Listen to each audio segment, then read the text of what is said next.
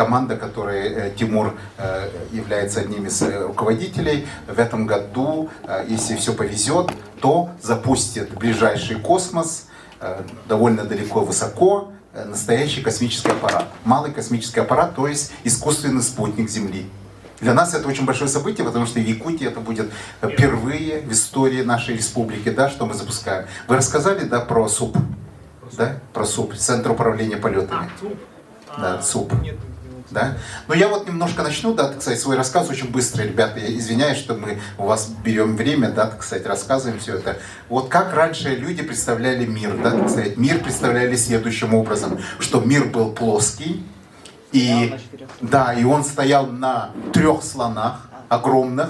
И эти 3 слона стояли на огромной черепахе, на спине огромной черепахи. И эта черепаха плыла по огромному океану из молока. Да? Вот такая была история, да, так сказать. Не знаю, откуда это пришла идея, да, так сказать, у людей, да, так сказать, но очень умные люди утверждали, что именно это так. И даже писали об этом. Следующий слайд, может? Сейчас подождите, тут пока проблемы. А может быть, есть такой, да? Есть, да? Работает? Кликер, вот. Скликнули. Попробуйте с кликером. Flat Earth называется. Есть даже люди сейчас, которые верят, что Земля плоская. Что мы все выдумали, что она круглая. И по этому вопросу было очень много, естественно, идей, да, так сказать. Как вы думаете, кто первый подумал, что Земля все-таки круглая? Кто скажет?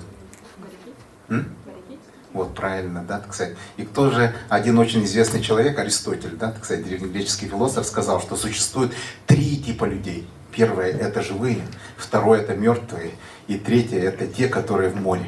Те, которые в море, да, они находят новые знания. Да? Представьте себе, на маленькой утлой суденышке утлом, да, так сказать, человек куда-то едет, да, так сказать, ну, он плывет. Естественно, это страшно, да. Вы когда-нибудь были в море на яхте где-то, да? Кто-нибудь был? Вот ребята были, да, так сказать. Вам было боязно или нет? Нет было, да? Вы когда-нибудь встречались, что была такая вот штормовая погода? Не было такого, да? Хорошо. Но я вот был, да, так сказать, однажды, ну, совсем недавно даже, плыл на яхте и попали под шторм, да, и волны были, яхта была огромная, а волны были еще огромнее, да, так сказать, и они плыли вообще невероятно, да, так сказать, в сложных условиях, и яхту эту качала, да, огромная яхта, и мы все там, как говорится, и падали, и прочее, да, так сказать. Однажды я, когда в возрасте, там, наверное, ну, после университета, был в Атлантическом океане и плыл значит, до Карибов, да, так сказать, с одной из очень известным человеком, да, так сказать, ну, очень хорошая яхта, которая называлась Асунта, Мария Асунта, известная яхта, и, значит, мы попали под шторм, да, так сказать, был нереально сильный шторм, значит, и мой друг говорит, ну, давайте я пойду, и надо снасти, да, так сказать, снимать. И что случилось, да, так сказать, он открывает, а там огромная волна, и он закрывает и говорит, лучше не буду, так сказать, потому что меня собьет. Вот такая страшная тема. И был такой человек, Анаксагор, который жил до нашей эры, 5 веков назад, да, так сказать, до нашей эры. И это получается 2500 лет тому назад. Очень древние времена, да, так сказать, 25 веков прошло с тех пор, как этот человек жил. И он сказал, вот к вам может подойти человек, самый, который вы уважаете, да, так сказать, которому вы доверяете. И он скажет, что Земля плоская, что она стоит на 3 слонах, что эти слоны стоят на спине черепахи, и черепаха это плывет по океану. Они могут это говорить миллион раз, но вы скажите, да, так сказать, что это неправда. Потому что от этого она не станет правдой. Да? Можно столько раз получить. Вот, например, к вам подойдет ваш любимый учитель или кто-то, кого вы очень верите, доверяете, и скажет, да, такую историю, но от этого она не станет правдой. И это действительно так. Вот, например, Анаксагор утверждал, что Солнце — это не колесница огненная, да, на котором, значит, летит человекоподобное существо, да, так сказать, под названием Гелиос. Он говорил, что Солнце — это на самом-то деле очень большой раскаленный камень. И все говорили, какой он ужасный, да, так сказать, он против богов, против устоявшегося мнения. А потом спрашивают, а что такое тогда земля? И он говорит, земля это большой остывший камень. Да? И он говорит, да он же вообще сумасшедший. Как это может быть камень? Где этот камень? Да? Почему он стоит? Где он находится? Как это? Какие глупые у него идеи? Да? Он, наверное, абсолютно тупой человек. Вот это была идея людей в то время. Да? И однажды случилось удивительное событие. Сверху день, обычный день, да, так сказать, случилось следующее. Да? Метеорит упал. И упал с огромным треском, звуком, и огненный такой, значит, шел след. И люди побежали посмотреть и увидели камень горячий.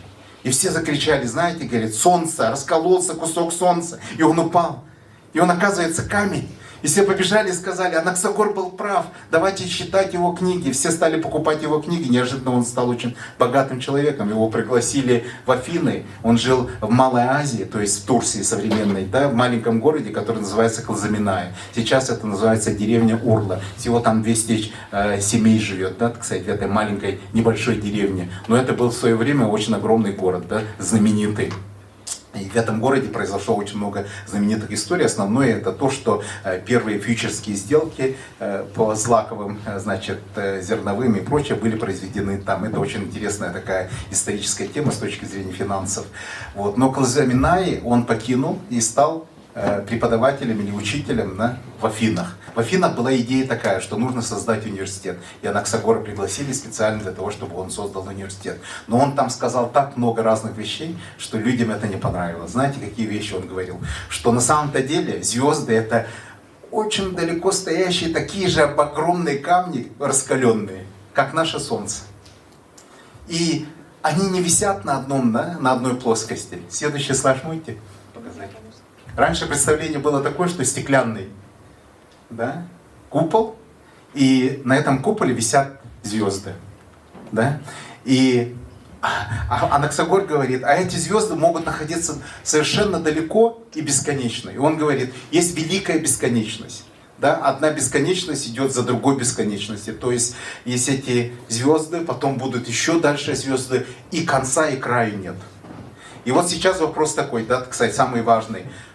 Действительно, да, кстати, Вселенная, она имеет конец или нет? Кто может сказать вопрос? Конечно. Как вы думаете? Конечно. Конечна Вселенная или нет? Или она бесконечна? Ученые говорят, конечно. Ученые говорят, конечно, но есть люди, которые утверждают обратное. Нет? Да, есть. Да. Я вот считаю, что вселенных очень много. Вселенных может быть очень много, действительно. Так же ведь мы, сколько раз наши инструменты улучшаются, столько больше мы вселенных находим.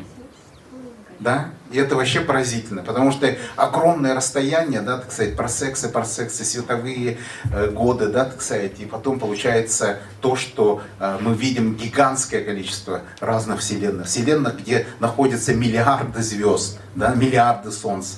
И какая-то из них, да, имеет такую маленькую планету, которая похожа на нас, да, так сказать, по условиям. Такое может быть? Да, такое может быть. И там могут жить такие же люди или вообще будут совершенно другие методы существования живых существ? Возможно, другие. Да? Мы же не знаем. Да, совершенно верно. Потому что мы этого не знаем. На самом-то деле, то, что мы сами существуем, да, это большой вызов, да? Но я не думаю, что мы сможем жить, потому что, во-первых, даже если мы найдем, то только останки, потому что они находятся слишком далеко. Слишком далеко мы никогда не сможем их увидеть, да, потому что на самом-то деле звезды отдаляются друг от друга. Да, а свет, да, отдаляются с такой скоростью, что ни одна техника, технология в мире, да, не сможет, да, так сказать, сделать так, чтобы мы смогли догнать отдаляющиеся объекты, да, вот эти, которые представляют собой другие звезды и прочее. Но есть ли вот такая идея, да, так сказать, что могут быть какие-то туннели временные и прочее, такое может быть, как вы думаете? Да. Математически такие вещи возможны, да, так сказать. Может быть, это получится. Да, может быть, это получится. Но мы не знаем, потому что никто не мог знать, да, так сказать. Раньше люди представляли, что Земля плоская, а на самом-то деле она доказана, да, так сказать. И мы это увидели, когда дошли до космоса, да. И могу я сейчас вот историю такую, да, так сказать, что вот человек пытается выглянуть, да, так сказать, за тот стеклянный купол, который есть. Это знаменитая гравюра такого Фламариона называется, да, так сказать, Камиль Фламарион, очень известный французский автор, он, видимо, сам нарисовал эту гравюру, да, так сказать, на подобие по образу средневековых, да, гравюр. И у меня вот, значит, давно уже сотрудничество с очень интересным университетом, называется Сибирский государственный университет технологический имени академика Решетнева, который как раз Тимур работает с ними, да, так сказать. И у нас хорошее сотрудничество с профессором, извиняюсь, молодым ученым, доктором Зуевым, который сделал очень хорошую презентацию, да, так сказать, и он позволил ее показать. Можем показать, да, так сказать, презентацию, быстро пройдемся. Да. Спасибо смарт-библиотеке, что он нас собрал, да, сюда. Спасибо большое. Да? Есть такое? Да, да. Нет, нет, это не мое. Вот. Следующее. Да, давайте пойдем. Значит, как происходит движение, мы знаем, да, это jet propulsion механизм, да, это то же самое, что используют, например, морские существа, да, так сказать, когда они двигаются. Следующее. Да, так сказать, то, что было сделано первыми ракетами, да, так сказать, китайцы уже пользовались много лет тому назад, немцы стали использовать, да, так сказать, то, что называется ФАО, и наши «Катюши», да, так сказать, очень сложные темы, потому что тут математически, например, надо рассчитать теорию взрыва, да, так сказать, то, что было очень невозможно. Но его сделал очень интересный молодой человек, Зельдович, его имя, да, так сказать, он нигде не был, ни в одной школе не учился, в университет не поступал, да, так сказать, и он феноменальный человек, в возрасте 18 лет сумел рассчитать, каким образом будут взрываться, значит, например, порох и прочее, если он больше 10 килограммов, да, так сказать. Никто до этого не знал. А вот эти формулы, которые он сумел сделать, да, так сказать, позволили, например, осуществить такую вот ракету, которая называется «Катюша», да, так сказать. Благодаря этому мы тогда получили очень интересное, значит, как называется, грады или прочее, да, так сказать, propulsion engine, значит, weapons. Следующее. Наши ракеты, которые мы... Здесь очень интересная тема, потому что на этом как раз капитализировалась наша страна, Советский Союз в то время, да, кстати, сейчас Россия, потому что она стала пионером как раз по запуску всех этих спутников. То, что называется launch vehicles, да, так сказать, это очень много топлива, да, так сказать, в огромном количестве. И это гигантская тема, потому что когда вы там находитесь и слышите, это просто нереальный грохот, да, так сказать. Столько энергии расходуется. Следующее. Да. То, что мы видим, да, так сказать, здесь, это различные секунды, сколько секунд нужно до того, чтобы достичь до так называемого космоса невесомости, да, так сказать. Следующий слайд. Да. Это уже рассказано, кстати, да, Тимур рассказал это, то, что было первым, да, в 1957 году, в октябре спутник отправили, он издавал сигналы, и как раз в Якутии был человек, который тоже принял. Да, один из первых людей, который сумел принять этот сигнал. Потом был Гагарин, первый человек в космосе. Первый человек, который сумел пошагать, походить по открытому космосу, был Алексей Леонов, замечательный человек, который еще и рисовал замечательные картины. И первые люди, которые смогли, значит, пошагать по поверхности нашего ближайшего спутника Луны, это Нил Армстронг, да, Бузз Алдрин и Майкл Коллинз. Следующее. Значит, это было время первых луноходов, мы видим, да, так сказать, первая орбитальная станция Салют-1, да, потом шаттлы американские, которые можно использовать несколько раз, и первая успешная миссия, которая была в Марсе, да, так сказать. Вот марсовская миссия, она как раз очень интересная, да, американцы, да, смогли добраться до Марса, а Советский Союз сумел добраться до Венеры, да, венерские были очень интересные фотографии поверхности Венеры. Следующее, да, если нажать, да, кстати, то будет, да, получается, посмотрите, получается, right? Все, идет. There is no easy way, да? From the earth to the stars, сказал Сенека младший.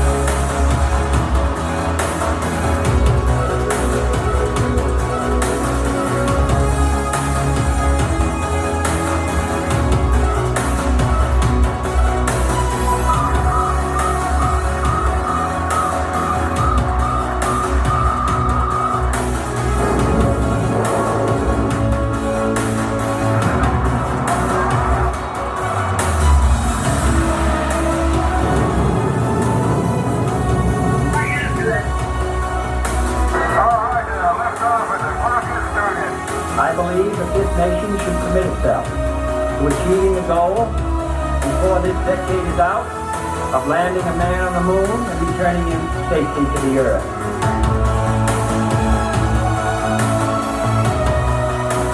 Liftoff. We have a liftoff. Liftoff on Apollo 11. Tranquility Base here. The Eagle has landed. That's one small step for man, one giant leap for mankind.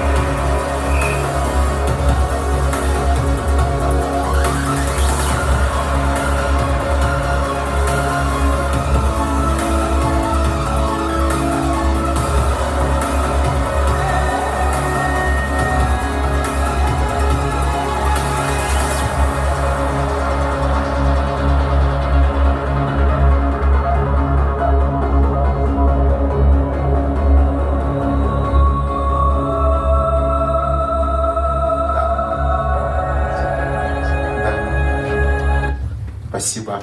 Это супер замечательная маленькая история, да, так сказать, освоения космоса.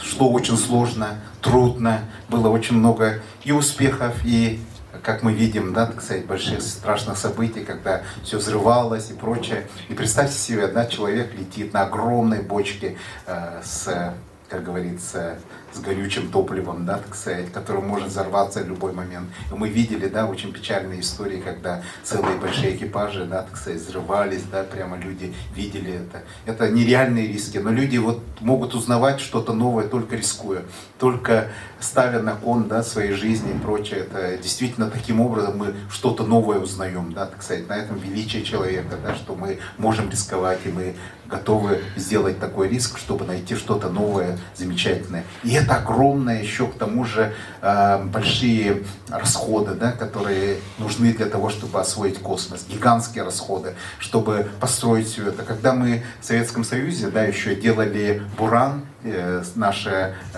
аналог, значит, Voyager, Challenger, да, так сказать, то в нашей стране где-то 60 тысяч организаций принимало участие. Это огромные финансовые расходы, бюджет был невероятный. И мы видим здесь, да, так сказать, это Международную космическую станцию, какой она была в 1998 году. Столько много стран приняло участие. Это действительно самая настоящая международная программа. И эти программы существуют в космосе, люди общаются и делают очень интересную научную работу совместно. Следующий слайд. Да, орбитальные, вот какие, значит, есть и полеты с людьми, и полеты, которые исследуют очень далекий космос, используя зонды, да, так сказать, то, что без людей, да, используя роботы и прочее, да, так сказать, и сейчас эта часть очень сильно развивается, потому что с человеком всегда трудно, сложно это организовать. Следующее.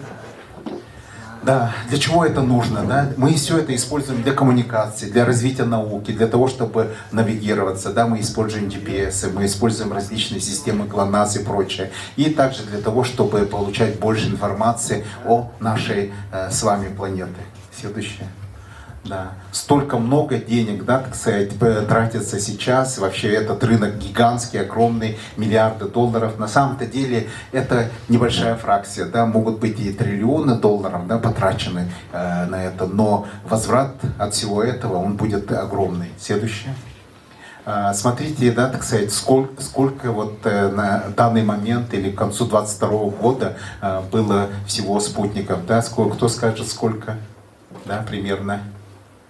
Да, это примерно, будучи, так сказать, больше 6, да, где-то 6 тысяч спутников, да, летает вокруг Земли. Ну и столько, очень много еще и так называемого космического мусора. Да. Больше всего это то, что связано с коммуникациями, то есть связью. Да. Все наши GPS и прочее, да, существуют по этому поводу, да, так сказать, используя как раз спутники, которые здесь летают рядом с Землей. Следующий слайд. Какие же тенденции, да, сейчас имеются? Самое важное, да, так сказать, что мы начали использовать маленькие спутники совершенно небольшого размера, которые стоят не так дорого. И даже наша Малая Академия Наук, да, сейчас вот планирует запустить свой спутник, что тоже удивительно. На самом-то деле мы можем запустить целую флотилию этих спутников, да, и для чего оно будет нужно, да, так сказать, потому что эти спутники могут собирать очень много важной информации. Например, информация о выходе метана, газов, которые образуются в тундровой части у нас на Земле. Также выхода так называемых диоксид, carbon dioxide. Да, carbon dioxide это, как называется по-русски? А? Углекислый газ, да, углекислый газ. Дело в том, что наша вечная мерзлота, она в себе очень много заморозило этих газов, да, так сказать. И когда происходит таяние газов, то огромное количество этих газов выходит как говорится, в воздух, да, и оно может повлиять очень сильно на саму равновесие этих газов на Земле, что может привести к очень печальным последствиям, да, это так называемые парниковые газы. Мы должны это увидеть, потому что то, что происходит, как раз изменение климата и прочее, оно может очень сильно повлиять на то, что мы сейчас, как мы живем, да, сейчас. Следующий слайд. Да. И есть правительственные и частные, да, так сказать, очень много компаний, которые сейчас появились, да, исследовательские и прочее, маленькие, да, так сказать, размеров нано и прочее. То, что все дает невероятно интересные сейчас возможности для того, чтобы развивать и бизнес, различные проекты, и также государственные и прочее. Следующее. Для того, чтобы сократить расходы, многократное использование, да, то, что мы видим, что делает как раз Илон Маск, замечательные тоже проекты. Следующее.